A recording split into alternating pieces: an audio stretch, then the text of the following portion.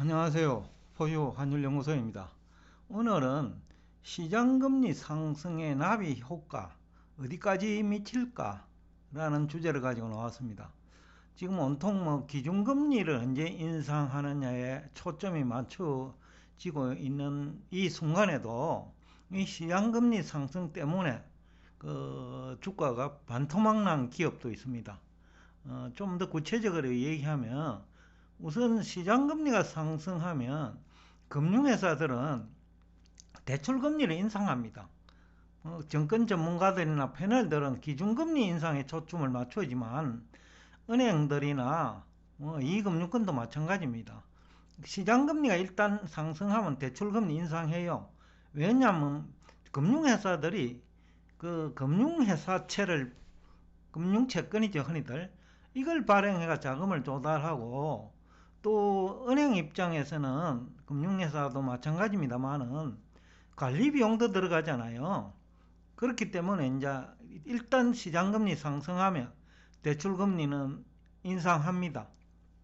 그래서 이제 이 시장금리가 상승하면서 대출금리가 지금 약 한 5%대까지 올라가 있다는 그런 얘기도 지금 들립니다. 물론 이제 은행에서는 3%대 대출금리를 얘기하지만 실제 3% 조건으로 대출 받을 수 있는 사람은 극히 일부라고 봅니다. 근데 이제 문제는 시장금리가 상승하면 한계 기업들이 증가하기 마련입니다. 지금 작년같이 금리가 1%, 2%일 때도 한계 기업이 전체 상장 기업의 약 한 35%에서 50% 육박하거든요. 그래서 이제 시장금리가 상승하면 그 주식시장은 양극화가 됩니다. 제가 이제 계속해서 여러 차례 얘기를 했는데 사실상 지난 3월부터 주식시장은 질서가 재편되었어요. 특히 우리나라도 그렇고 미국도 그 금리 영향이 큰 그 러셀 2000 지수로 하는 게 있습니다. 우리나라로 치면 이제 코스닥 기업과 같은 건데 그 중소기업들이 많이 상장돼 있는 그 한 2000개를 중소기업을 나스닥 100처럼 그죠? 아니면 S&P 500개 기업처럼 그 중소기업이 약 한 2000개 기업의 그 지수를 산출한 건데 지난 5월 이후에 우리 한국 증시처럼 딱 박스권에 갇혔습니다.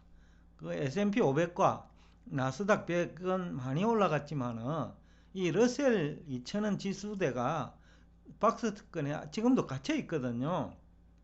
그러다 보니까 이제 미국도 러셀 2000에 투자한 사람은 많이 손실이 발생했을 거예요. 국내에서도 주가는 많이 올랐지만 원래 들어와가지고 작년 평균 대비 지금 보도되는 내용을 보면 약 한 8, 90%가 투자 손실이 발생한 상태라는 것을 우리가 확인할 수 있는데 문제는 이제 이것이 여기에 그치지 않고 처음에는 이제 원자재 가격 상승해서 사실상 출발했습니다. 그러니까 원자재 가격 상승하고 물가 오르고 그러니까 시장금리 상승하고 그게 이제 증시 양극화를 초래했고 그 다음에 지금부터 전개되는 거는 이제 또 다른 차원에서 나비 효과가 발생합니다. 이제는 아마 화폐 유통 속도가 전 산업에 걸쳐서 둔화될 거예요. 그러니까 한계 기업이 이제 증가할 수밖에 없죠. 그 다음에 이 경우에는 금융회사 부실채권이 증가합니다. 그러면 금융회사들은 BIS 자기자본 비율이라고 있습니다. 이 비율은 왜 이게 엄격하게 적용되느냐 하면요. 우리나라 은행들도 외국계 은행과 거래를 하잖아요. 국제경제학을 배우신 분들은 잘 아실 건데 우리나라 기업과 은행과의 관계 또 미국이나 외국의 은행과 기업과의 관계 이게 약 한 4개 그 기업이죠. 은행도 기업이니까 금융회사를 포함해갖고 약 한 4개 기업이 관련돼가 수출입이 일어나거든요. 그래서 BIS에서는 국제결제은행에서 그 은행이 건전해야 돼요. 우리 입장에서는 우리나라 은행도 건전해야 되지만은 수출이나 수입하는 입장에서는 외국의 은행도 건전해야 돼요. 해당 기업도 건전해야 되지만은 그렇기 때문에 이제 BIS 자기 자본을 엄격하게 그 규제를 하고 있는데, 지금 지난해까지만 하더라도 우리나라 은행들이 나쁘지 않았는데, 자산 시장이 이제 계속해서 가격이 오르면, 뭐 은행이 주로 그 대출하니까, 그리고 대출 채권도 고객이 그 자산이 증가해야 되는 거예요. 그래야 대출 채권이 안정한 거거든요. 그런데 돈을 빌려간 고객이 주식에 실패보고, 부동산 투자에 실패보고, 또 기업들이 실패보면 은행이 부실화되는 거죠. 그런 경우에는 은행이 발행하는 금융채 발행 금리가 올라갑니다. 또한 이제 은행은 부실채권이 증가하면 기존 대출금을 회수를 해야 됩니다. 이 과정에 이제 자금시장 경색 현상이 나타나죠. 또한 이제 우량 기업도 회사채 발행이 증가합니다. 왜냐하면 자금시장이 경색되면 유사시에 대비해 가지고 우량 기업도 자금을 확보해 놔야 되거든요. 우량 기업도 우량하지 못한 기업들하고 거래가 많기 때문에 또 할부나 월부로 매출하는 것도 많잖아요. 그럴 경우에는 고객이 이제 어려워질 수 있다라는 거죠. 그래서 거기에 대비해 가지고 우량 기업들도 회사채를 발행해가 자금을 조달하고자 합니다.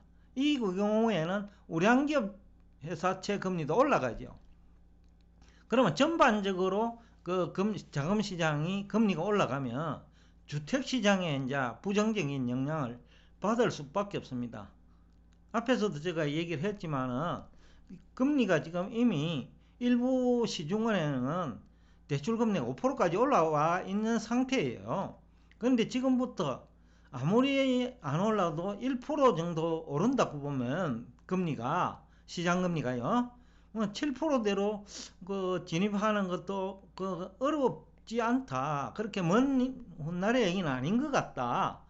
그런 추정을 해볼 수 있어요. 그래서 제가 이 제목에서 시장금리 상승의 나비 효과라는 얘기를 가지고 나왔는데, 과연 어디까지 미칠 것이냐.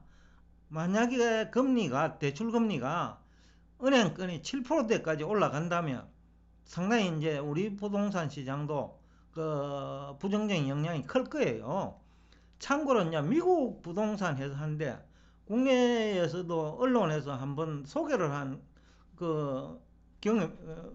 기억이 있어요. 그때 이제 한 9월 됩니다. 오래되지도 않았어요.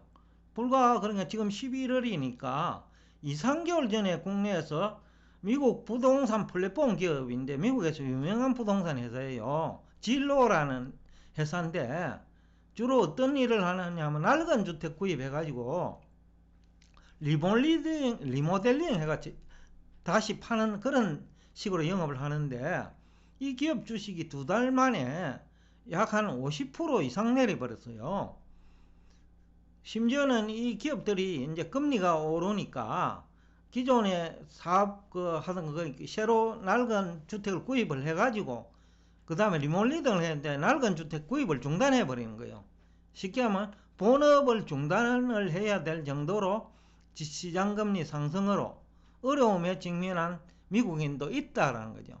미국 경제도 지금 주식시장만 보면 우리가 나스닥하고 S&P 500을 보니까 화려한 것 같아도, 앞에서 얘기했지만은 러셀 2000이나 그 다음에 정커본드들, 미국도 한계 기업은 있으니까요.